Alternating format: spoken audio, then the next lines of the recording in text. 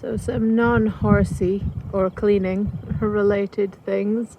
This is Mr. or Mrs. Toad, I guess, because in our pond at the farm, I just noticed in the shallows this, which I had to actually look up what it was, but apparently it's toad spawn. So we have a lot of frogs in the pond, and we have a lot of frog spawn and tadpoles at this point, but I've never seen toad spawn before. So that's an exciting pond update. Oh, I've lost her. Where is she? There she is. She's really big. She's about the size of my palm, I guess. So yeah, the pond is alive and well and thriving, it seems.